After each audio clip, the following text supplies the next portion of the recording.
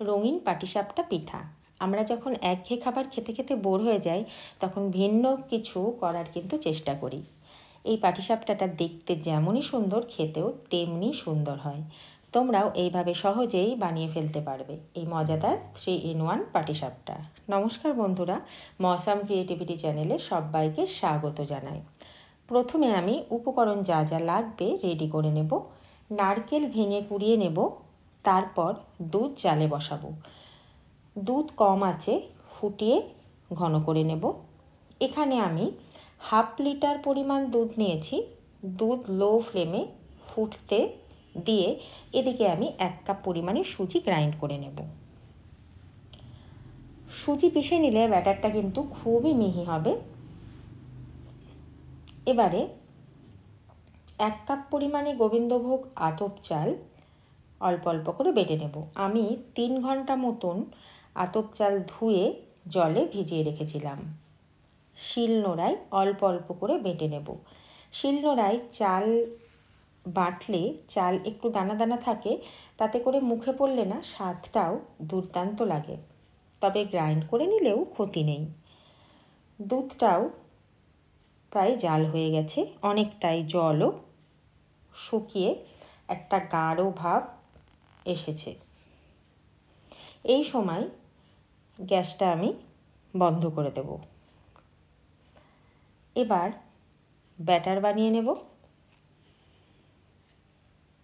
প্রথমে একটি পাত্রে গ্রাইন্ড করা সুজি নেব। সুজির মধ্যে দেব যতটা চাল বাটা আছে তার অর্ধেক। বাকি চাল বাটা অন্য কাজে লাগাবো। দেব 1/2 চামচ পরিমাণে নুন আর দুধ। ব্যাটারটা কিন্তু পাতলা করতে যতটা পরিমাণ দুধ লাগবে অল্প অল্প করে দেব, আর এইভাবে হাত দিয়ে গুলিয়ে নেব। তোমরা আমুল দুধ বা জল দিয়েও এই ব্যাটারটা তৈরি করে নিতে পারো। দেখো, ব্যাটারটাই কিন্তু আমি অল্প করেই দুধ মেশাবো আর এইভাবে হাত দিয়ে দিয়ে দানাগুলো ভাঙবো, না হলে ব্যাটারটার মধ্যে দানা দানা ভাব থেকেই যাবে। দেখো, ব্যাটারটা কিন্তু এইরকম পাতলা হবে। একটু করে আমি দুধ মেশাচ্ছি আর একটু করে গুলে দিচ্ছি। আবার ব্যাটারটা যদি বেশি ঘন হয় তাহলে কিন্তু পাটিসাপটা মোটা হয়ে যাবে আর তাতে করে ভেতরে কাঁচা ভাবটাও থেকে যাবে। তাই ব্যাটারটা একটু পাতলা করেই বানাতে হবে। ব্যাটার রেডি হয়ে গেছে। এবারে বাকি যে দুধটুকু বেঁচে আছে সেটা দিয়ে মজাদার 2 কালারের ব্যাটার বানাবো। তার জন্য 2 বাটিতে নেব 1/2 কাপ করে ঠান্ডা দুধ, কটা কেশরের পাপড়ি। কেশর না দিলেও চলবে। এবার 2 দুধের বাটিতে 2 রকমের কালার মেশাবো, একটা সবুজ আর একটা কমলা। 2 কালারই কিন্তু ভালো করে মিশিয়ে নেব এইভাবে চামচ দিয়ে। আর বাকি যে চাল বাটা ছিল সেটা 2 সমান ভাগে 2 বাটিতেই দিয়ে দেব। আবারও চামচ দিয়ে চালের তলাটা এইভাবে ভেঙে ভালো করে গুলিয়ে নেব। ঘনত্ব বাড়ানোর জন্য দেব 2 চামচ পরিমাণে ময়দা। ময়দা দিয়ে আস্তে আস্তে চামচ দিয়ে এইভাবে গুলে নেব, যাতে ময়দার কোনো দানা ভেতরে না থাকে। দেখো, 3টে বাটারই কিন্তু তৈরি। এবার নারকেলের পুরটা বানিয়ে নেব। কড়াইয়ে নারকেল কোড়া দিয়ে তার মধ্যে ভেঙে দেওয়া পাটালি গুড় আর সামান্য খোয়া দেব। মিষ্টির পরিমাণটা তোমাদের স্বাদ অনুযায়ী দিও, কম বেশি করে নেবে। গ্যাস অন করে লো ফ্লেমে নাড়তে থাকবো, না হলে কিন্তু পুড়ে যাওয়ার খুব ভয় থাকে। দিয়ে দেব 3টে থেঁতো করা এলাচ। কিছুক্ষণ নেড়ে নেব, তাহলেই কিন্তু পুর তৈরি হয়ে যাবে। রঙিন ব্যাটার দুটো এবার একটা বোতলে আর একটা পাইপিং ব্যাগে ভরে নেব। একটা বোতল ছিল তাই আর একটা পাইপিং ব্যাগে নিলাম। আসলে কাজের সময় কাজের জিনিস পাওয়াই যায় না। বোতলের মুখ সামান্য ফুটো করে নেব, পাইপিং ব্যাগও অল্প কেটে নেব। এবার গ্যাসের উপর প্যান বসিয়ে প্যানে সামান্য অয়েল ব্রাশ করে নেব। প্রথমে কমলা কালার এইভাবে গোল করে দেব, তার উপর দেব সাদা ব্যাটার ছোট 2 হাতা।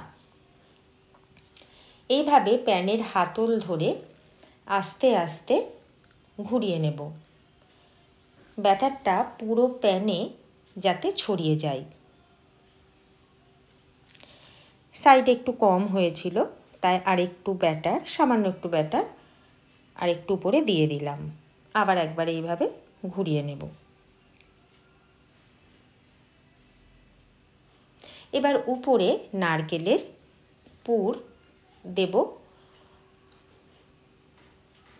পুরটা দেওয়ার পর কিন্তু বেশিক্ষণ রাখবো না, এবার আস্তে আস্তে রোল করে নেব। তোমরা অন্য ডিজাইনও দিতে পারো। এতটাই কালারফুল যেমনভাবেই করো না কেন, তৈরি হওয়ার পর অসম্ভব সুন্দর লাগে দেখতে। এইভাবে আবারও একটা বানিয়ে নেব, আর এইভাবেই প্যানের হাতল ধরে ঘুরিয়ে ঘুরিয়ে ব্যাটারটাকে পুরো প্যানে ছড়িয়ে দেব। আবারও পুর দেব। পুর দেওয়ার সঙ্গে সঙ্গে কিন্তু এটাকে ঘুরিয়ে দিতে হবে, মানে রোল করে নিতে হবে, কারণ পাটিসাপটা কিন্তু বেশিক্ষণ আঁচে রাখা যায় না। এইভাবে পরপর আমি একটা একটা করে বানিয়ে নেব। এবার দেব সবুজ কালারটা। পাইপিনের ব্যাগটা মুখটা একটু বড় কাটা হয়ে গেছিল, মাঝখানে আবার কমলা দিয়ে আবার 3 হাতা মতন ব্যাটার দেব। একইভাবে এইভাবে প্যানের মধ্যে ঘুরিয়ে নেব, আর উপরে দিয়ে দেব নারকেলের পুর। আবার একইভাবে আস্তে আস্তে সুন্দর করে রোল করে নেব। দেখো কতটা দেখতে সুন্দর লাগছে। তোমরাও কিন্তু অবশ্যই এইভাবে বাড়িতে বানিও। দেখতেও যেমন সুন্দর, খেতেও সেরকমই সুস্বাদু হয়েছিল। তাহলে আজকের মতন ভিডিও এখানেই শেষ করছি। আমার ভিডিও ভালো লাগলে চ্যানেলটিকে লাইক, শেয়ার আর সাবস্ক্রাইব করার অনুরোধ রইল।